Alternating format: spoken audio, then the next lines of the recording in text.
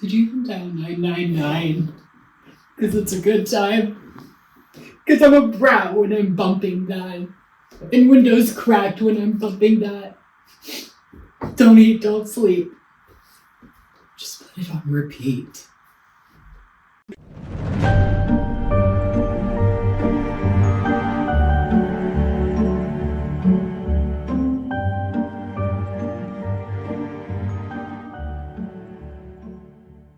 And welcome back, you guys! That's my line!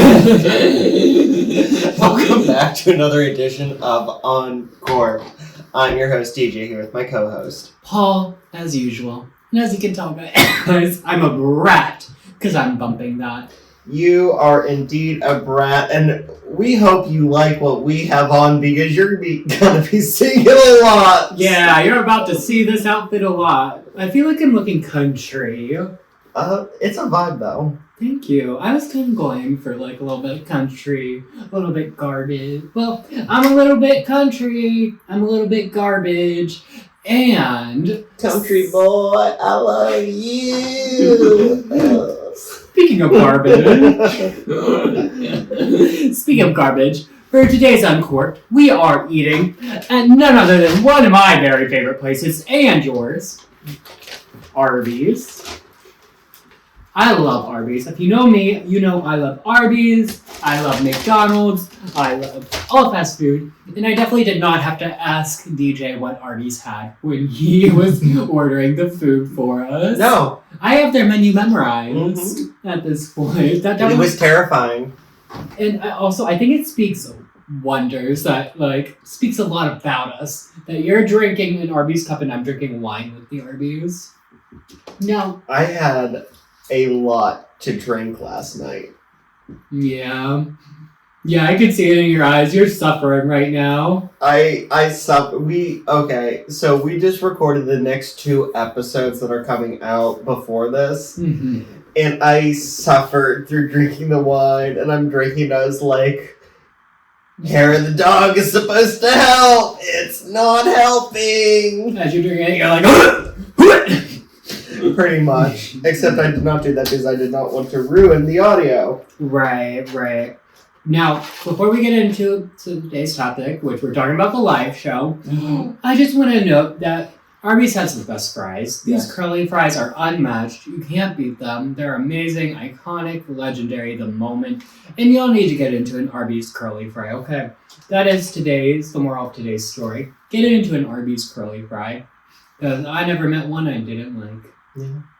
Anyways, so this week, or this month, we are talking about the experience of our first ever live show! Which was crazy. It was so much fun. I felt like a star. I did too. And then the next day I was like, I don't want to go back to being a real person. Right. It's so weird, performing on the weekends and then having to be a normal corporate person, the next day.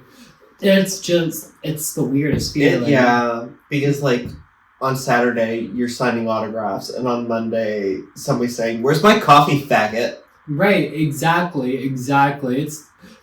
It's so weird. And I feel like Hannah Montana a little bit. Yes. But also at the same time, I just feel so lucky that I get to do this. Hannah Montana's older, prettier, more talented, funnier sister. Period. And I've always said that.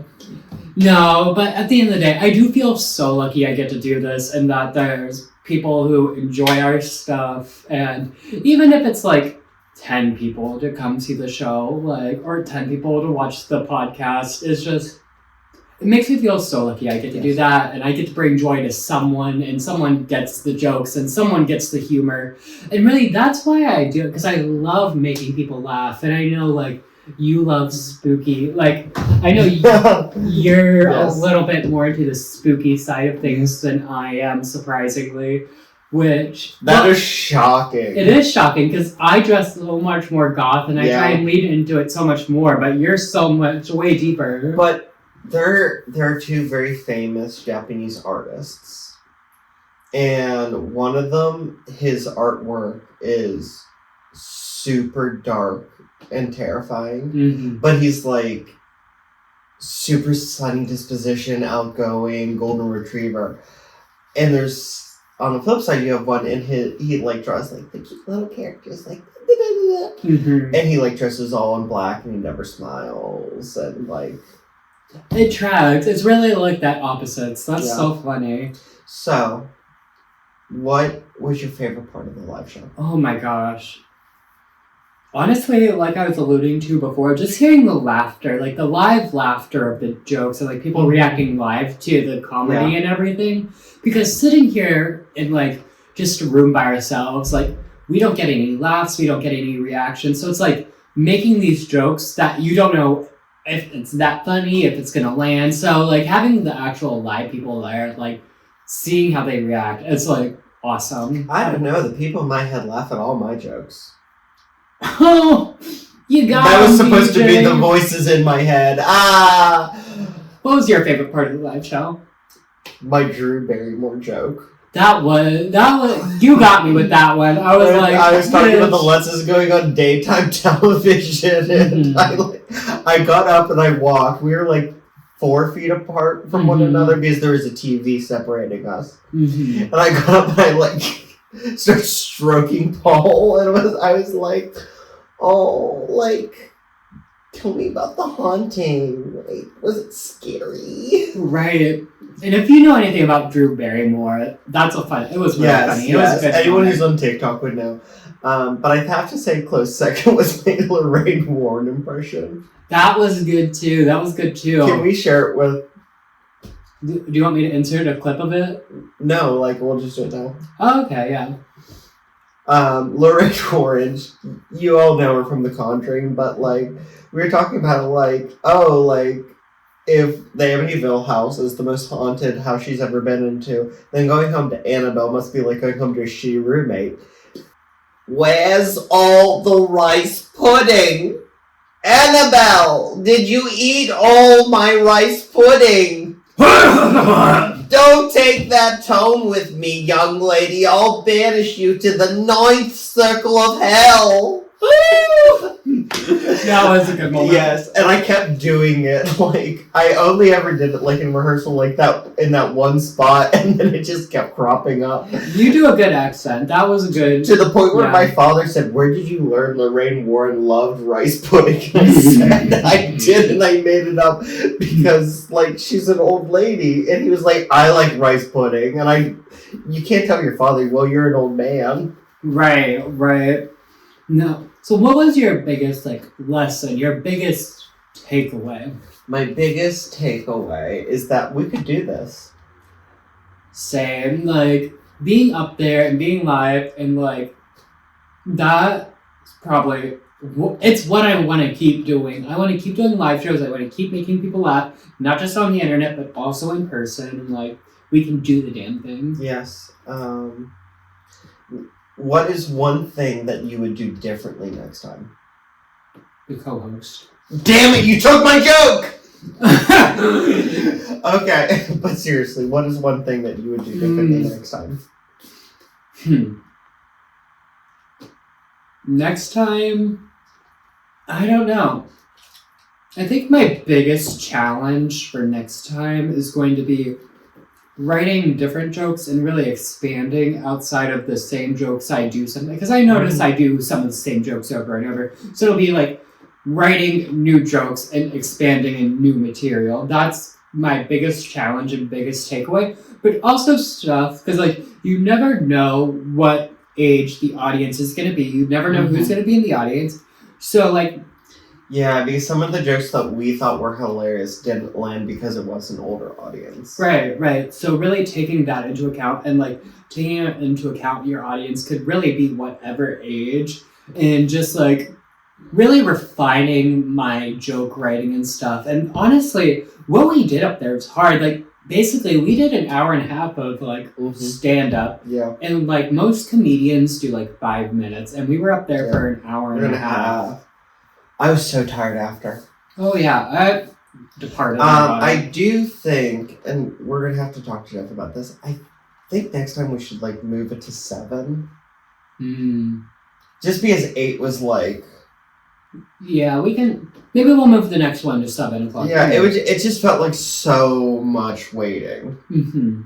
Comment down below. Would you prefer it to be at 7, 6 o'clock, maybe even? Comment down below what time you would prefer our live shows to be. But I think that would be the only thing that I would change, just because, like, you and I were both, like, climbing the walls, waiting. Right, we were ready for it, girl. I just love being on stage and performing and stuff.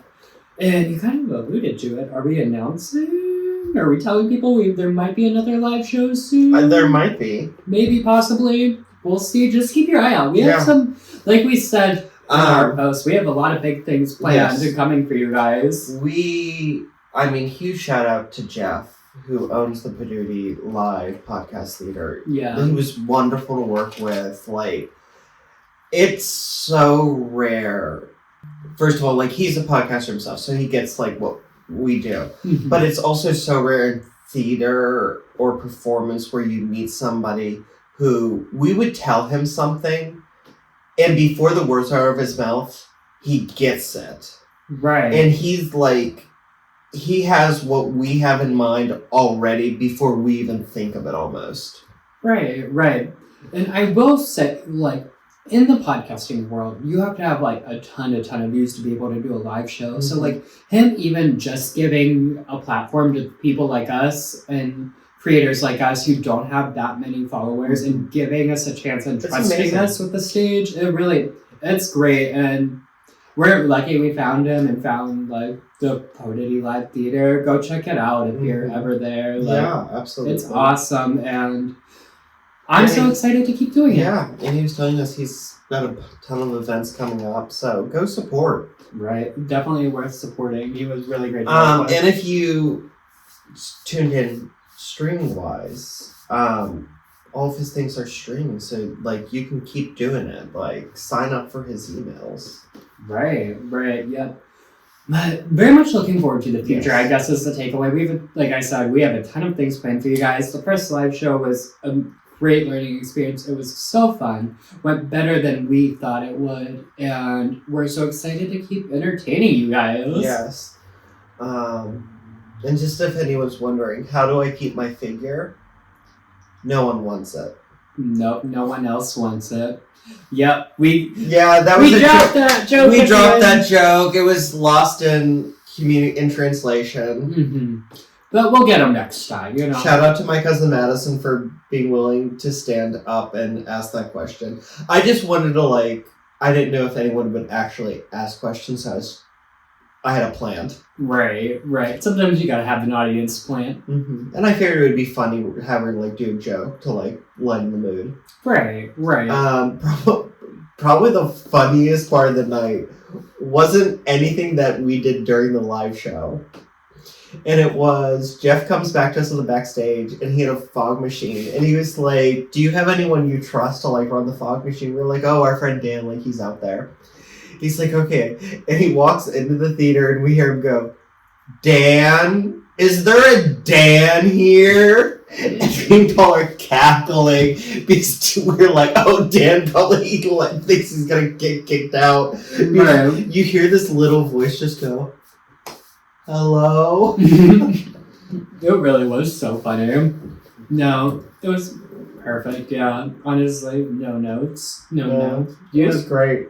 Anything bad? No, like I said, my only note is, like, do it at 7. Yeah. And that's just being selfish, like. I would do it as soon as we woke up if I could. Honestly, get it over with. That's how I am. I like to get things over with. It wasn't even like get it over with. It was just like I wanted to be up there. Mm-hmm. Like it's like, okay, let's do this. Right. Yeah, because like if you guys don't know about us, like DJ, like you have a huge history in like theater, and I did drag for a long time, so both of us have performance backgrounds. We're used to live performing, and we love to perform live for people. So this is like, and you know, amazing. I did drag a little bit, but like I like it more than drag because like I don't know, there's something about like the laughs that's like. It like warms my soul more than like somebody yelling yes and handing me $1. Yeah, I get that. It's it's, I don't know, it just like warms my soul. Like, kudos to drag queens. It's just like, I'm not built that way. Like, it doesn't, I love it. Like, I love doing it, but like, it doesn't like touch my good spot. I get that. Yes. Comedy, so much fun. I love making people laugh right same page. And I've always wanted to do stand-up. Mm-hmm. But the only like thing that I could do stand-up is the story about how I threw up in Buckingham Palace. And that's a story for another time. Yeah. You'll get that story one day. Maybe one day we'll have a Patreon or something. I've told that actually on the podcast. I can't remember. It's hard for me to remember. I don't even know what it so many times. I don't even know what episode number we're on.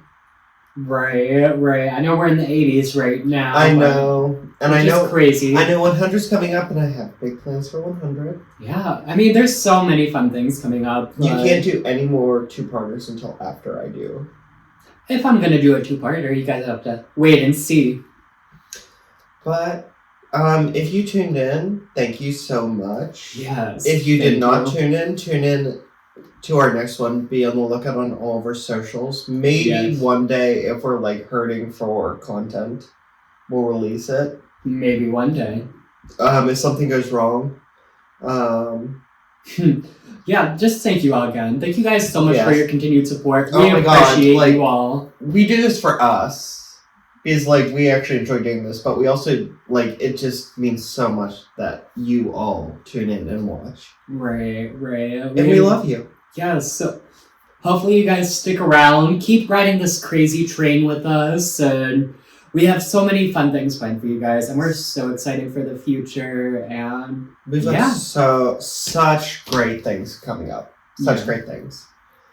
But I guess until next time, like, subscribe, follow. Please connect with us on our social medias. You can follow us, like our content, DM us your thoughts. If you have your own personal hauntings, please email them to us. We'd love to start doing listener stories. Yes, please. Paul, where can they find you? You can find me on my personal Instagram and TikTok at Paulember, Paulember. And as usual, y'all, it's not delivery. It's DiGiorno. And if you'd like to follow me, please do so on TikTok and on Instagram at TheRealDouchePowers. And until next time, keep your... Oh, real quick, go follow Paduty Live Podcast Theater on Facebook and Instagram. Spelled Poduty. Yes. And, like, Jeff is wonderful. And until next time, keep your crips tight. And your corks loose. Bye. This Diet Coke has got me together.